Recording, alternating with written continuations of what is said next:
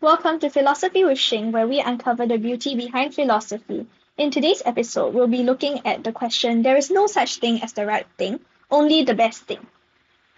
In the long standing ethical debate on questioning what is right, or in other words, what is considered moral, many have come up short with a definite answer. This, in part, is due to the subjective nature of ethics, such that everyone holds a different opinion on what is moral and what is not. However, to say that there is no such thing as the right thing runs into the problematic domain of moral nihilism. And it is also not a reflection of society today. Claiming that there is only the best thing, implying a utilitarianistic point of view, that what is moral is what is the best for the maximum number of people, also comes up with its fair share of problems. Ultimately, I believe that there is such a thing as the right thing, and that the best thing may not necessarily be right.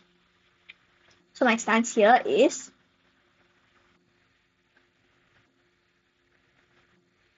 there is such a thing as the right thing, and the best thing to do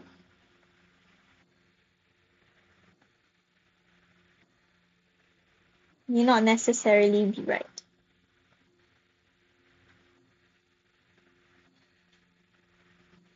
In the domain of normative ethics, Jeremy Bentham's utilitarianism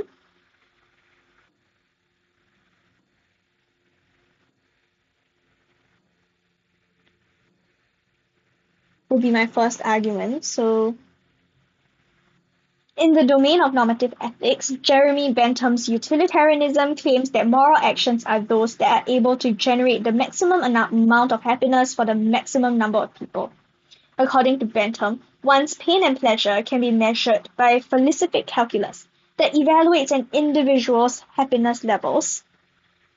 Philosophic calculus can be measured by philosophic calculus that evaluates an individual's happiness levels by the criteria of intensity, duration, certainty, proximity, fecundity, and purity. When faced with a moral dilemma, one should hence evaluate by mathematical calculations the happiness levels across various possible actions that can be undertaken, and decide on the action that grants maximum happiness for the maximum number of people. Anecdotally, killing one person to obtain organs to be donated to save 5 people who are in desperate need of organ transplants is hence morally right than letting these 5 people die, in the eyes of a utilitarian. However, from this anecdote alone, it is evident that utilitarianism has serious flaws. So I'll be addressing the flaws. For instance, some clearly immoral actions, such as killing individuals, suddenly become morally permissible by the use of the philosophic calculus. This is due to the philosophic calculus being the arbiter of morality, leading to all actions being permissible as long as they generate the greatest good for the greatest number. Justice then becomes obsolete because 20 sadists can torture a single person and still be morally right, given this action generates the greatest pleasure for the greatest number. So in this section of my argument, in argument 1, I addressed how using mathematics to determine what is ethical and what is not is severely problematic in the case of utilitarianism.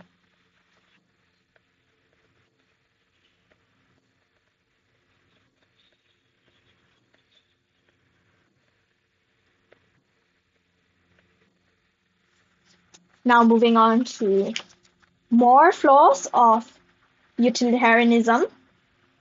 Additionally, what constitutes pleasure in utilitarianism is also unclear in the definition of utilitarianism.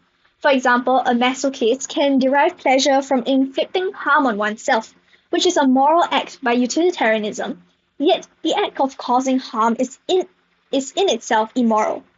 To mitigate this flaw, John Stuart Mill proposed a hierarchical segregation of quality of pleasures. So the flaw that I address here will be the definition of pleasure.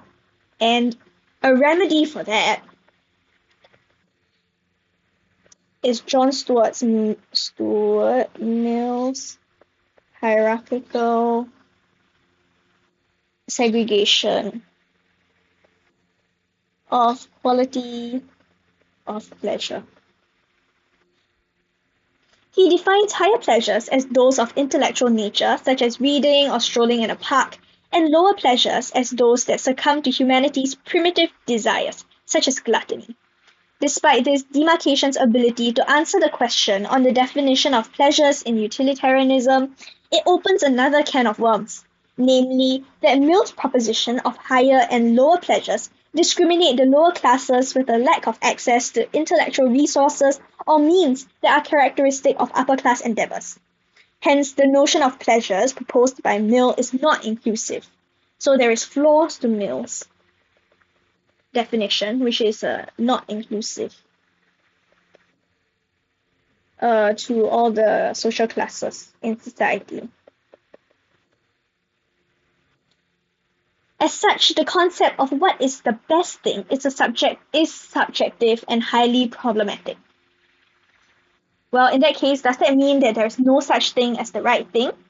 To believe that is to subscribe to moral nihilism, which is equally, if not more, of a thorny issue than utilitarianism. So in my second argument, I will be refuting moral nihilism and explaining why this is more harmful than if we were to adopt utilitarianism. Friedrich Nietzsche's moral nihilism reads that there is no such thing as objective moral truths, and morality does not exist. Nietzsche and a moralist claims that there are two groups of people in society: masters, which make up the minority, and slaves of the herd, and slaves or the herd, which make up the majority in society. The norm in society is that of master morality, where whatever is morals is whatever benefits the masters or the bourgeoisie in terms of furthering their attainment of glory, power, and wealth to maintain their status in society. Nietzsche reasons that because the masters are able to attain what they want, envy takes seat within the herd and a moral revolt ensues, which leads to the herd denigrating master morality due to their inability to attain it. And the herd thereafter turns what they have into a virtue. One example is that to the masters, it is moral to attain monetary wealth because it benefits them, and during the moral revolt, the slaves, due to their inability to attain monetary wealth, dictate that the pursuit of materials is immoral and a reflection of greed. Plainly, the fact that standards of morality can change without adequate justification due to the interactions between slaves and masters highlights the lack of morality's existence and the absence of moral truths. Nevertheless, moral nihilism is problematic due to the black and white fallacy in Nietzsche's argument. So that is the flaw to moral nihilism, which is the black and white fallacy, where he supposes an individual in society can only ever be either a master or a slave. Yet in reality, it does not reflect this strict and rigid dichotomy in society, because present-day rich businessmen also practice philanthropy. Furthermore, should there be moral nihilism, there will be no standards of morality that are universal, and the world will descend into chaos and murder, torture, theft, and other vices will be prevalent in society. Currently, this is not the case, hinting that there probably exists a standard of what is moral rather than absolute moral nihilism. And then after talking about how moral nihilism cannot happen and is not reflective of current society, I will go on to address emotivism because it shares some similarities with moral nihilism. Emotivism, coined by A.J. Ayer, shares similarities with moral nihilism, except that emotivism suggests there is no moral standard and all moral statements are simply a reflection of one's opinions and emotions about a subject matter. For instance, when someone says murder is immoral, the individual is simply saying that he or she does not like murder, hence, boo murder. While the strength of the emotivist argument is that it explains why we have moral disagreements that cannot be resolved, attributed to the subjectivity of one's opinions. So the good thing is it explains moral disagreements. The flaw is that Oh, and another good thing about emotivism is that it also accounts for how different cultures and time periods have different notions of morality, including how infanticide was morally permissible in Sparta, but not in today's day and age. There are at the same time flaws with emotivism.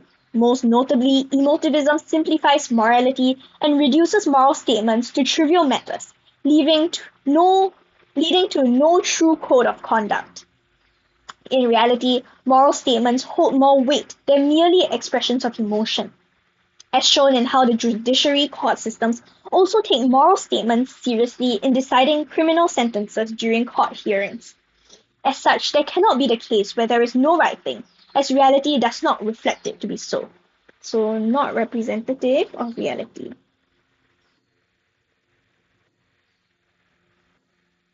Thus far, the notion of whether there is morality has been confirmed, and in examining whether this morality is objective or subjective, relativism, naturalism, and non-naturalism will be examined. Moral relativism states that there is no absolute moral truth, but the truth of a moral statement is relative to a particular society or time period. As such, we have no grounds for preferring one group of moral claims over another. Anecdotally, in some countries, polygamy is moral, but in others, polygamy is considered infidelity. Yet, relativism is an exaggeration of how much culture defines morality. So it's an exaggeration of how much culture defines morality. As evident in the Universal Declaration of Human Rights in the United Nations, there are basic moral codes of conduct respected by all regardless of culture. Hence, to a certain extent, a society's moral codes, regardless of culture, should share similarities to that of other societies, and not stray away too severely. Additionally, this theory remains apathetic to cultures that promote practices that are morally wrong. Hence, relativism does not answer adequately what the ethically right thing is. Perhaps in examining nature and its relation to ethics as what moral naturalists do, may bring us closer to the definition of morality. Ethical naturalism claims that what is ethical is what occurs naturally in the natural world. For example, it is moral to care for one's children because animals like penguins and kangaroos care for their young. While this sounds promising, as indeed animals and humans do share similarities in behavior, moral naturalism falls into the trap of the is-ought problem. So it's the is-ought fallacy. David Hume claimed that what is observed in the natural world and the natural phenomena does not mean that the natural phenomena are morally good. We witness cannibalism in black widow females after mating, but that does not make cannibalism moral in human society. To compound matters, Moore's open question argument claims that a moral property cannot be reduced to a physical property. For example, what is morally good cannot be reduced to what is considered pleasurable physically, due to an unequal comparison stemming from the starkly contrasting nature of ethics and science that renders them incommensurable, according to Stephen Jay Gould's non-overlapping magisteria. Thus, examining the natural world cannot be used as a means to discern what is ethical. As such, in understanding what the right thing to do is, one can turn to non-naturalism. Moore's intuitionism, which is the innate ability to recognize right and wrong that is imbued in humans, is a theory under non-naturalism. Intuitionism is a solution to the is-ought fallacy, as it explains how humans are able to judge between right and wrong without reference to the external natural world. However, a fundamental drawback of intuitionism is that there is no empirical evidence of intuition, and to base objective moral truths on a metaphysical belief in intuitionism is unjustified. Hence, without the correspondence theory of justification being fulfilled, ethical claims originating from intuition cannot be considered knowledge. So, the idea of intuitionism brings to question whether ethics can be considered knowledge, because there's no correspondence theory of justification. Hence, I argue that Hume's moral treatise, which states that our actions are guided by our passions that tell us what is right, but is more evolved than pure naturally emotive boo hurrah, but also exerts a rationalistic practical influence over human volition, is the driving factor in helping to demarcate whether an action is ethical. So Hume's moral treatise, which states that our actions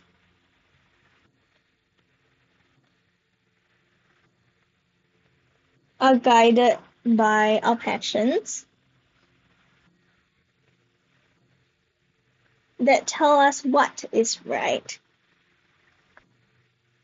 but is more evolved than pure naturally emotive bufura, but also exerts a rationalistic, practical influence over human volition,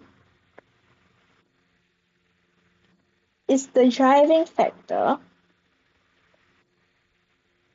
in helping to demarcate whether an action is ethical. In Hume's moral treatise, he establishes a causal relation between intuition, action, and morality. Hume claims that in order to be ethical, there must be a motive to the virtuous action that does not in itself refer to the goodness of the act. Simply put, Hume suggests that there is a right and ethical thing to do, and this action is underscored by a motive that is not duty-based or virtue-centric, but a hybrid of rationalistic reasons and inner passions or emotions. In this synthesis of emotivism and intuitionism, the answer of whether there is a right thing and what this right thing is can be reached. To conclude, I disagree that there are no morally right things, and also disagree that the morally right thing to do is the best thing to do. So that's all for today's discussion on the question there is no such thing as the right thing, only the best thing. Hope you enjoyed and see you at our next episode. Goodbye.